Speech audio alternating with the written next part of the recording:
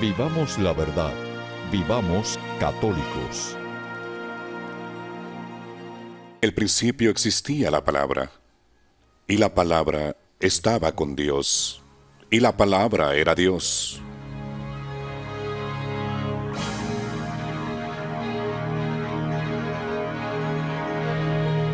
En ella estaba la vida, y la vida era la luz de los hombres. Y la luz brilla en las tinieblas, y las tinieblas no la vencieron.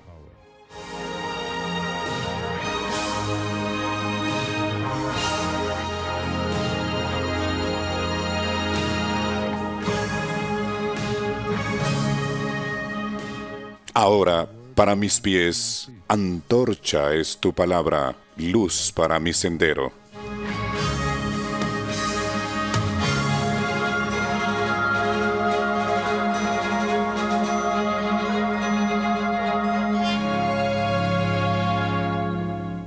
Hello. Hola, hoy vamos a ver el capítulo 4 del Evangelio de San Juan. Capítulo 4 del Evangelio de San Juan. Es un interesante relato sobre algo que le ocurrió al Señor. Y el motivo por el cual lo he escogido es porque todos lo hemos hecho alguna vez en la vida, o al menos nos hemos identificado con las personas a las que les ha ocurrido. Es importante que podamos aplicar las Escrituras a nuestra vida cotidiana. No basta con leerlas y decir, mira, qué bonitas, qué inspiradoras. Sin duda son bonitas e inspiradoras, pero además es bueno que las podamos aplicar a nuestra vida diaria. Así que vayan al capítulo 4 del Evangelio de San Juan y vean si pueden imaginarse en la escena, porque si lo consiguen, sabrán qué hacer. Dice, cuando Jesús se enteró de que había llegado a oídos de los fariseos que él bautizaba más que Juan, bueno, hay un poco de celos aquí. Aunque no era Jesús mismo el que bautizaba, sino sus discípulos. Y Jesús nunca bautizaba. ¿No les parece extraño?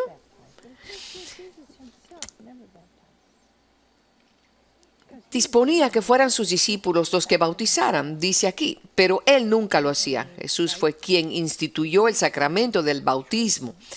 Así que era normal que los que había escogido como los primeros sacerdotes del Nuevo Testamento, los primeros ministros del Nuevo Testamento, los primeros evangelizadores, los primeros maestros fueran los que comenzaran con esa renovación. Sin embargo, el bautismo era un bautismo de arrepentimiento. No consistió en un bautismo en el Espíritu hasta después de su redención. Así que, dice, Jesús abandonó Judea y volvió a Galilea. Tenía que pasar por Samaria.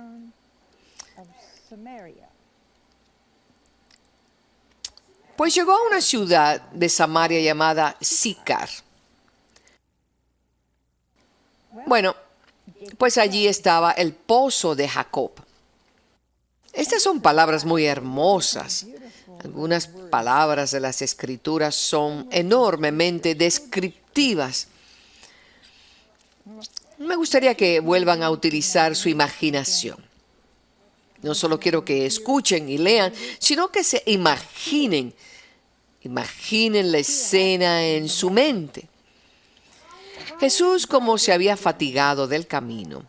Sé que lo he mencionado antes, pero me sorprende que el Hijo de Dios, de cuyas manos depende el mundo, quisiera sentirse fatigado como ustedes y yo. Pues ahí lo tenemos, agotado. Y dice, estaba sentado junto al pozo. ¿Entienden lo que quiero decir? Imagínense que hay un gran pozo aquí, Jesús se apoyó en él, y como se había fatigado del camino, se sentó junto al pozo.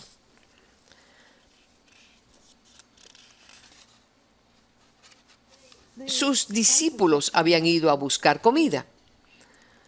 Así que Jesús se encuentra junto al pozo de Jacob en una ciudad de Samaria y dice, llega una mujer de Samaria a sacar agua. Era a mediodía, dice el texto. Y las mujeres nunca iban al pozo a mediodía. Dirán, ¿por qué no? Pues porque no era costumbre. Solían ir a las 6 de la mañana. Se reunían y murmuraban, pero esta mujer no llevaba un tipo de vida correcto y no quería estar con las demás mujeres. Quizá lo había intentado, pero la habían humillado, despreciado tanto, que había decidido ir a mediodía. Jesús la miró. La mujer llega a sacar agua y él le dice, dame de beber. Ella se sorprendió. Deben comprender que en esa época los judíos y los samaritanos se odiaban. Los samaritanos eran como una secta hereje. Habían establecido sus propias reglas y construido su propio templo. Eran como herejes.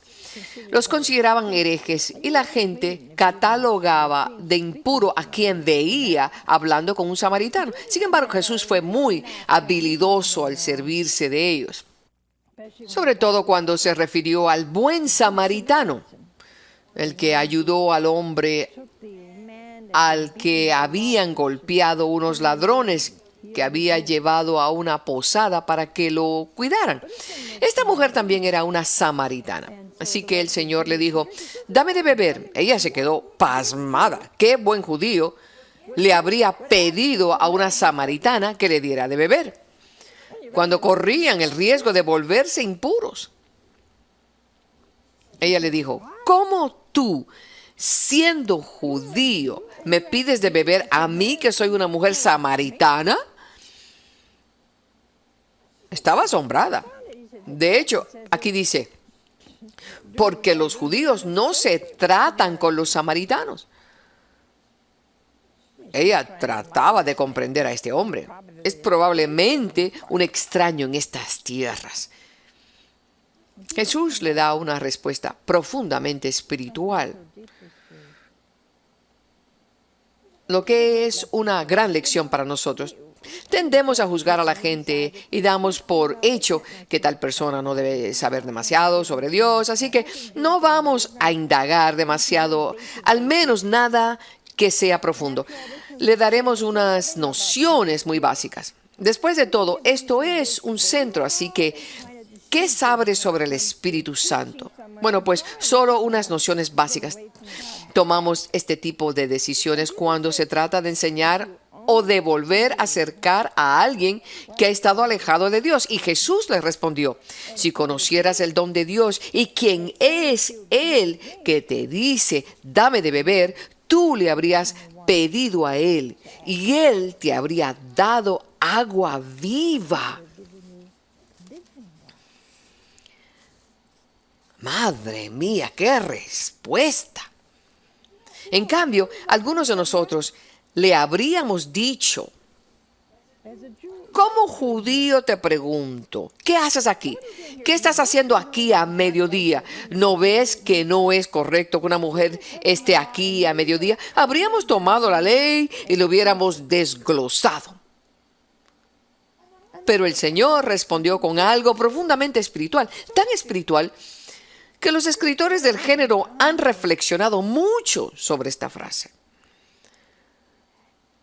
Y saben, a veces me pregunto si ustedes y yo no hacemos lo mismo, porque de lo contrario Jesús no nos diría, si conocieras a quien te pide que lo aceptes, si conocieras al que te pide que te arrepientas y lo ames.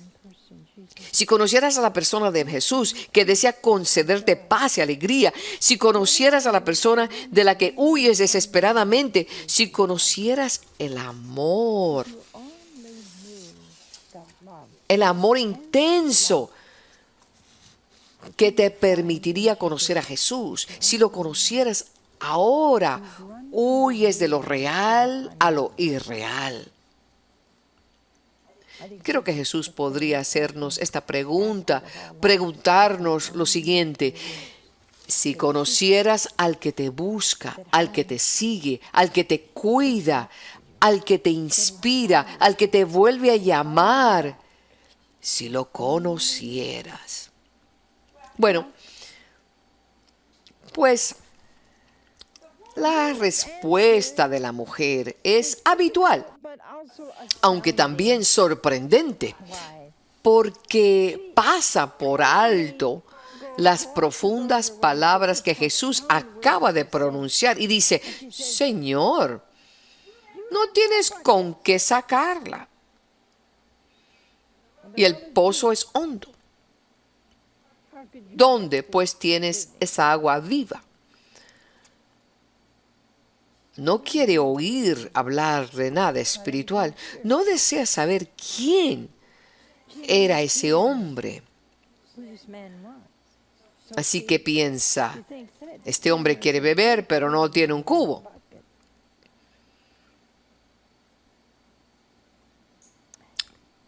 Pero el Señor continúa. Él no piensa: bueno, evidentemente esta mujer es tonta.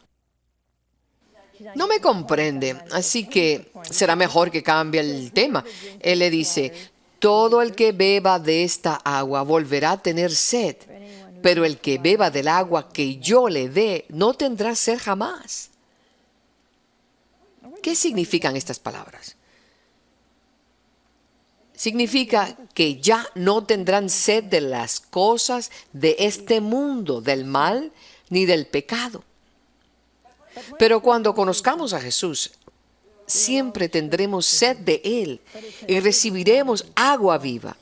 ¿Por qué? Porque llena y crea una mayor capacidad, Así que hay crecimiento, hay profundidad. Se trata de otro tipo de agua viva que al que se refiere la mujer interesada únicamente en el agua material que le iba a calmar su sed. Unas horas más tarde hubiera necesitado más.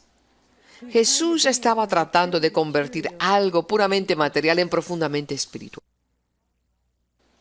Y continúa: sino que el agua que yo te dé se convertirá en fuente de agua que brota para vida eterna.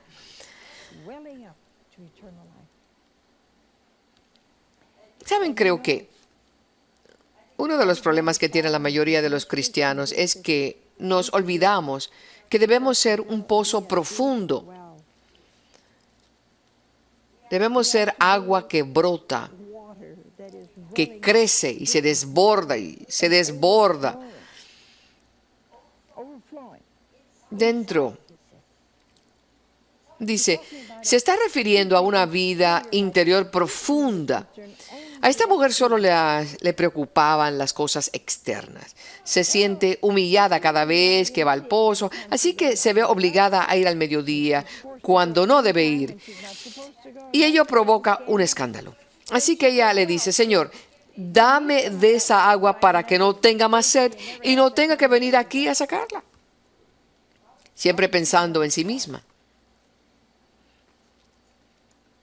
Bueno, entonces Jesús decide cambiar de tema. ¿Por qué? Veamos lo que le pregunta. Él le dice: vete, llama a tu marido. Como pueden ver, la mujer estaba teniendo dificultades en comprender lo que decía Jesús. Estaba teniendo problemas para recibir esa agua viva. Y luego dice: y vuelve acá. Respondió la mujer: no tengo marido. De repente sintió algo. Tuvo remordimientos de conciencia. Dijo: no tengo marido. Jesús le dijo: has dicho bien que no tienes marido, porque has tenido 5 maridos.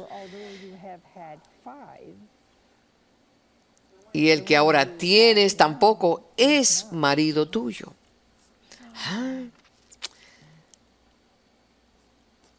Saben,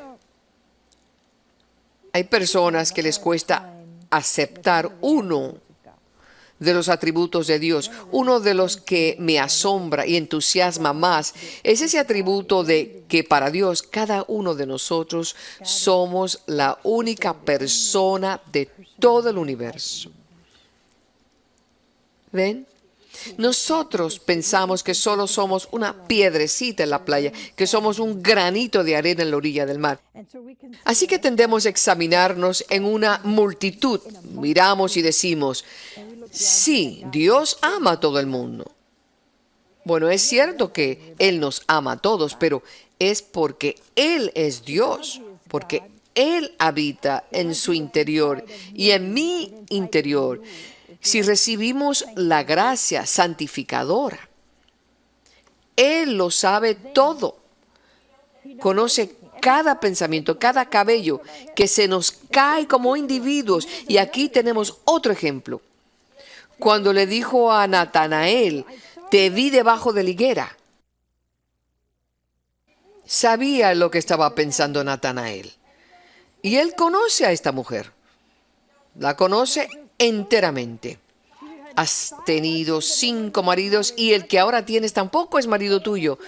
No me extraña que estuviera murmurando de ella. Incluso en la sociedad relativamente permisiva en la que vivimos hoy, miramos con recelo a alguien que ha tenido 5 maridos y que vive con otra persona. Quiero decir, incluso hoy.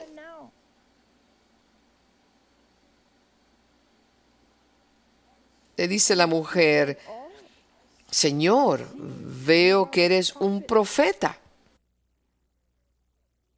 Bueno, nunca reconoció, sabía que era verdad y reconoce que es verdad, en cierto modo. En ningún momento dice, lo siento, simplemente dice, veo que eres un profeta. En ese momento abordó un asunto demasiado personal para ella. Saben, a todos nos gusta la religión de algún modo, pero no nos gusta que se entrometa demasiado. No queremos que interfiera en nuestras vidas, no queremos que se entrometa en nuestras conciencias, no queremos tener remordimientos de conciencia ni vivir ese sentimiento. Bueno, pues eso no es bueno para usted. ¿Por qué? Porque no queremos tener un Dios entrometido. Pero si van a pasar el resto de su vida con Jesús, tendrá que entrometerse. Él no se entromete, Él le ofrece oportunidades, no lo presionará ni le obligará. Él es ternura. ¡Qué error seguir huyendo! Así que la mujer hace lo que la mayoría de nosotros hace cuando alguien se acerca demasiado a nuestra vida interior o a nuestra vida privada. Cambia de tema y se vuelve muy religiosa. Leamos, nuestros padres adoraron en este monte y vosotros decís que en Jerusalén es el lugar donde se debe adorar. Cambia de tema. Algunos de ustedes llevan años cambiando de tema.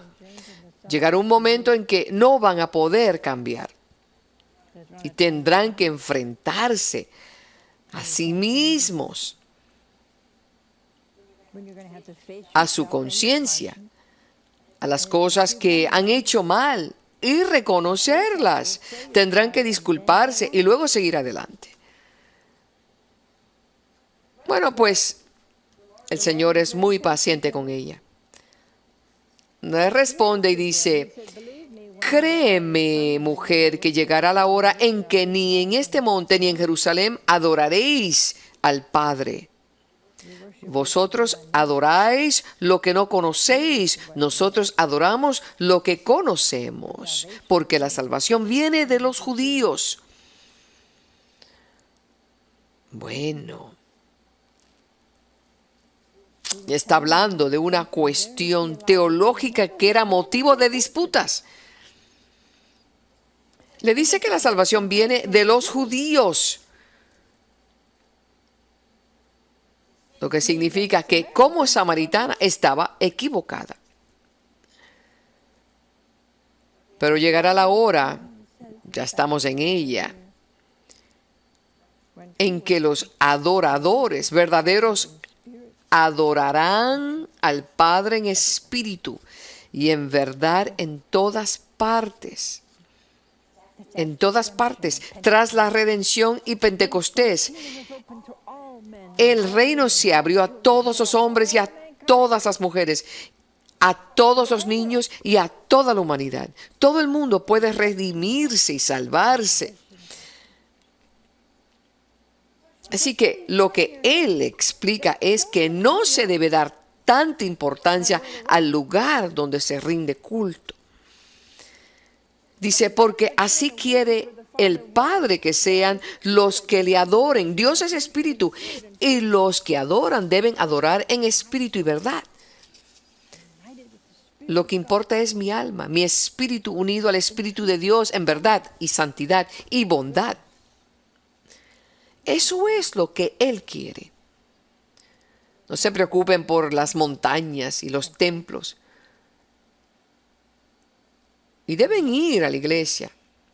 El templo del Señor, sobre todo para los católicos, se encuentra donde se halla la Eucaristía. He llamado la Eucaristía el sacramento solitario, porque Jesús, que está real y verdaderamente presente en cuerpo, alma, divinidad y sangre, le entristece que haya tan pocos católicos hoy en día que tengan un amor profundo por Él en la Eucaristía. Están tan absortos en comidas y en todo lo demás que la presencia del Señor, la presencia real, y esas iglesias a veces están cerradas. En ocasiones están cerradas, en otras no están demasiado purificadas y otras están vacías. Creo que esa es una de las cosas más tristes del mundo de hoy. Bueno, pues la mujer le dice, sé que va a venir el Mesías, el llamado Cristo. Cuando venga, nos explicará todo. No está mal para una mujer que era una pecadora. Al menos sabía eso. Y Jesús reconoce que es el Mesías. Dice, yo soy el que te está hablando. ¿Saben lo que me resulta extraño? Jesús no contestó a los fariseos, ni a los escribas, ni a los saduceos, ni a los maestros en el templo. Él preguntó a sus discípulos, ¿quién dicen los hombres que soy? Él quería que le preguntaran quién era, pero esta mujer no le preguntó siquiera, y era una pecadora, una gran pecadora. Y él le dice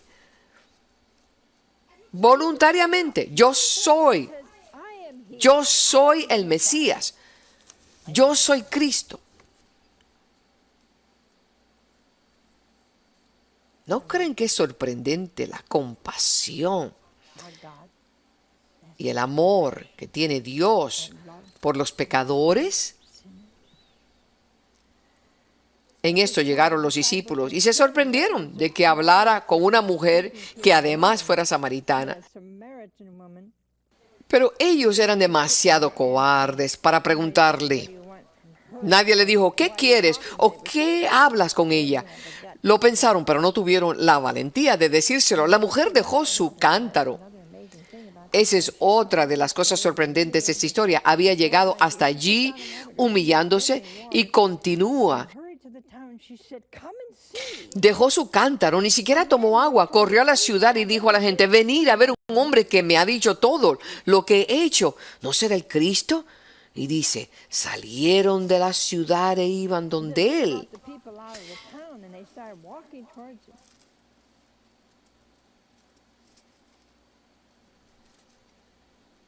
Y ahora llega una frase muy hermosa.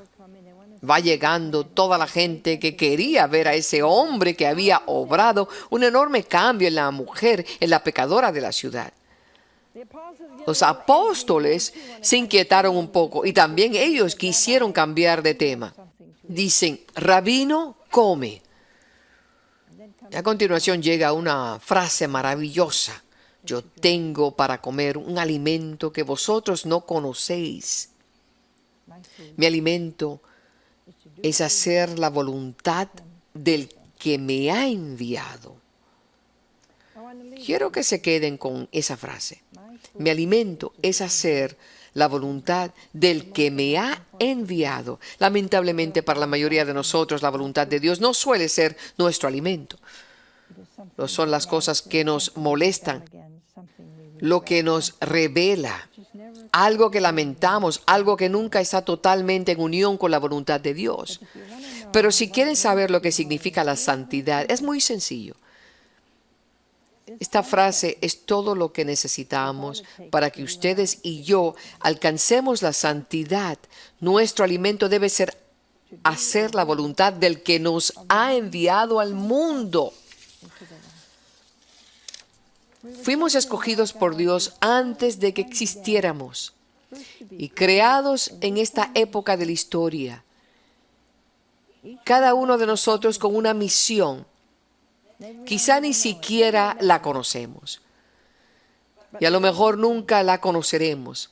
Pero independientemente de lo que hagamos, este momento al menos constituye la voluntad que ha permitido u ordenado Dios. Saquen el mayor provecho del mismo. Si es doloroso, llévenlo con alegría. Si es feliz, recuerden de dónde procede su felicidad. Si es algo que lamentan, póngalo en manos de Jesús. Si es algo de lo que se arrepienten, póngalo bajo su misericordia. Si es algo que temen, póngalo bajo su providencia. Si es algo relacionado con el futuro, confíen en Él. No hay nada que Él no hará por ustedes. Así que cuando el Señor les diga, quizá hoy o mañana, dame de beber, recuerden que lo que quiere es su amor, su voluntad,